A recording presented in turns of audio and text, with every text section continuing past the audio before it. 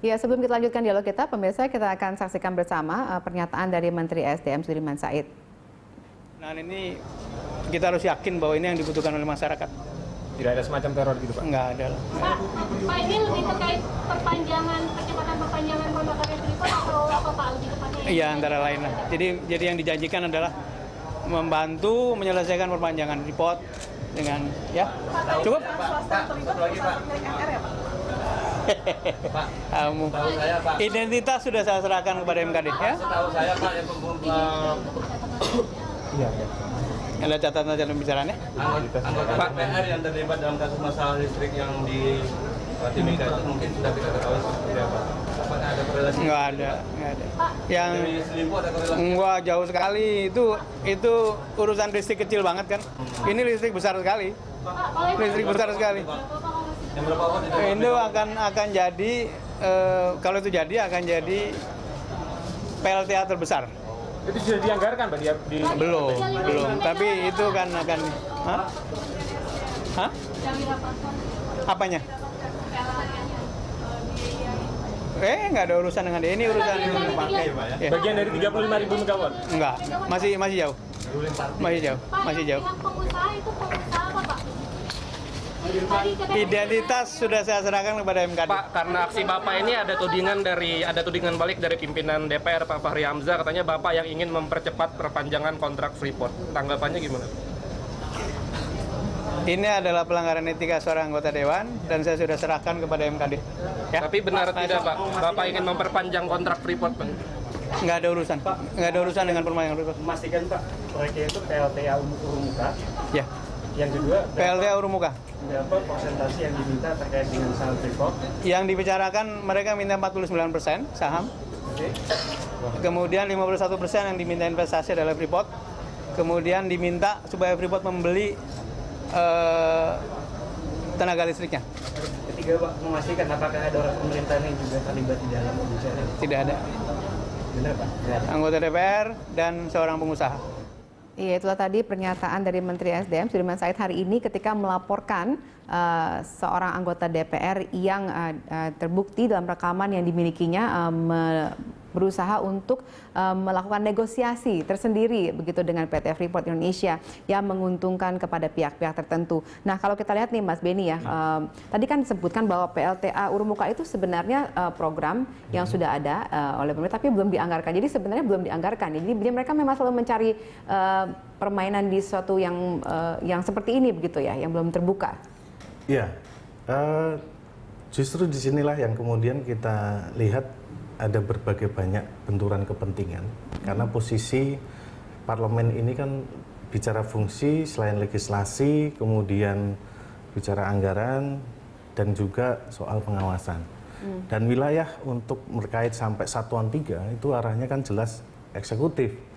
Nah, informasi itu tuh sudah terdeteksi dari sejak awal oleh DPR karena memang disinilah yang kemudian memang menjadi persoalan besar, menjadi bangker persoalan di mana informasi yang belum sebenarnya clear di eksekutif mau dieksekusi atau tidak itu sudah muncul di sana. Dan sudah dimainkan Nah, begitu ya. disinilah kemudian permainan memanfaatkan informasi ini ya tanda kutip ini dijual. Dijual ya ada dua kemungkinan karena bisa iya bisa tidak. Tetapi ketika ini posisinya jabatan adalah di DPR, memegang informasi penuh. Sedangkan informasi itu sebenarnya memang sudah menjadi hak, misalnya ke daerah-daerah, pemerintahan, kabupaten, dan sebagainya. Nah, disitulah yang kemudian penyalahgunaan kewenangan ini sangat besar. Nah, itulah yang kita lihat seringkali pencatutan dan sebagainya ini ya saya kira menjadi kesekian modus yang dilakukan. Sampai kemudian terjadi tangkap tangan. Nah, inilah yang saya lihat sepertinya belum kapok DPR dalam mencoba melakukan upaya mencari keuntungan di ya menyalahgunakan kewenangan yang pasti. Oke. Nah, kalau menurut Anda sebenarnya hukuman apa sih yang paling tepat untuk dilakukan ini? Apakah ini juga bisa dimasukkan dalam misalnya suatu pasal misalnya seperti gratifikasi begitu? Apa undang-undang yang tepat untuk ini supaya misalnya mereka supaya lebih jera begitu tidak melakukan ini lagi?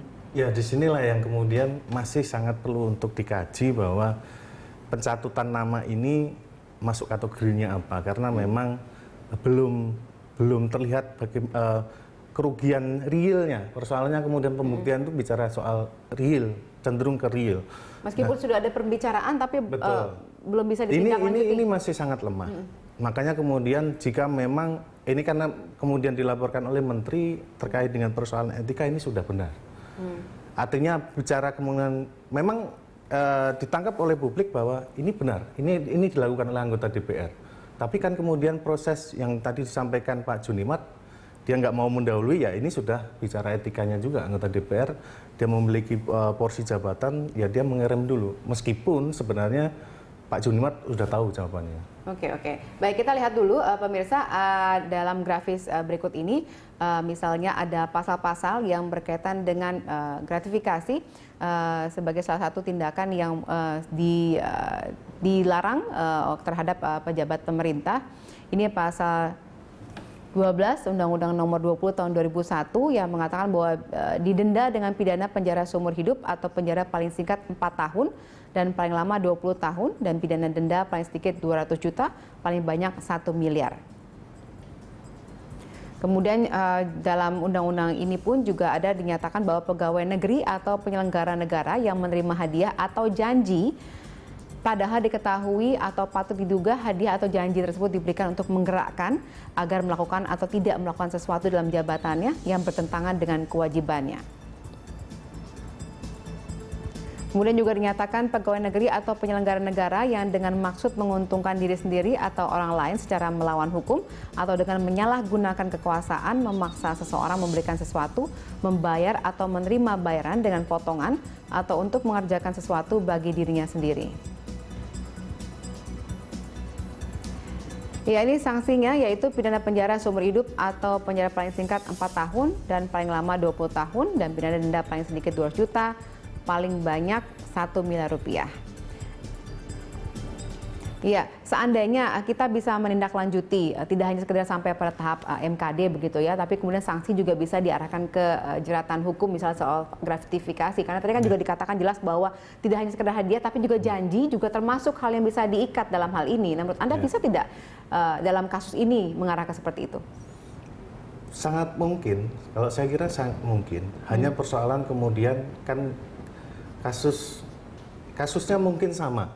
Kasusnya gratifikasi, tetapi konteks ini kan kita bicara kronologisnya juga seperti apa, pembuktiannya seperti apa. Nah, ini yang kemudian saya melihat untuk case yang ini, saya kira sepertinya saya masih pesimis. Pesimis apakah ini akan dituntaskan. Ini saya masih, meskipun satu sisi bahwa ini ada tradisi baru yang kemudian diciptakan, ada Majelis Kehormatan Dewan. Karena dulu Badan Kehormatan Dewan tidak lebih menjadi ya alat kelengkapan yang sifatnya administratif. Ada laporan, catat, dan kemudian hilang. Nah, kemudian sekarang substansi adanya Mahkamah Kehormatan Dewan ini sampai bisa mengadili. Nah, disinilah yang kemudian kami menunggu seperti apa MKD akan menindaklanjuti ini. Nah, pesimisan kami ini adalah karena sekian banyak, ini kan dari, ya ini adalah anggota DPR itu sendiri, dan saya lihat pola-pola praktik politik kotor, taruhlah pencatutan ini saya masukkan ke situ bahwa ya akan coba cenderung akan menutupi daripada kemudian akan membongkar. Disinilah yang kemudian karena pola-pola ini menjadi pola bersama. Runtutannya jelas bahwa sekian banyak partai, berapa kasus itu selalu berangkat dari pencatutan, kemudian sampai kemudian adanya suap, gratifikasi dan sebagainya. Ya, dari Formapi sendiri melihatnya selama ini ada berapa banyak kasus yang seperti ini begitu dilaporkan ke MKD tapi kemudian ditindaklanjuti atau mungkin bahkan hilang begitu saja? Saya kira untuk catatan pasti ada. Hanya persoalan kemudian sekarang substansi yang ingin kita bicarakan adalah sebisa mungkin menghentikan pola-pola tradisi politik seperti ini yang justru saya pikir makin lama ketika catatan kami melihat kinerja pada periode sebelumnya sekian banyak, ini lebih besar yang buruk. Apakah kemudian menjadi pertanyaannya ini terbuktikan dengan melakukan cara-cara seperti ini yang kemudian ternyata oh ini terkonfirmasi bahwa ternyata tidak tersentuh persoalan-persoalan kepentingan politik, justru bicara kepentingan individu. Iya, makanya apakah mungkin kemudian ada banyak atau beberapa anggota kemudian mengusulkan revisi Undang-Undang KPK begitu supaya misalnya praktek-praktek seperti ini bisa tidak terdeteksi lagi? Ya, untuk revisi Undang-Undang KPK saya melihat memang menjadi pro dan kontra. Di satu sisi bicara bahwa ini substansinya untuk memperkuat, di satu sisi bicara memperlemah, dan itu di parlemen sendiri sangat kentara sekali. Tetapi satu hal yang ingin saya sampaikan bahwa jangan sampai lengah untuk bicara bahwa penanganan kasus korupsi itu sesuatu hal yang luar biasa. Kalau memang dilakukan dengan cara yang biasa, saya kira ya itu akan hilang. Oke, baik, kita break dulu. Pemirsa tetap bersama kami akan kembali untuk pembahasan mengenai pencatutan nama Presiden dan Wakil Presiden ini sesaat lagi.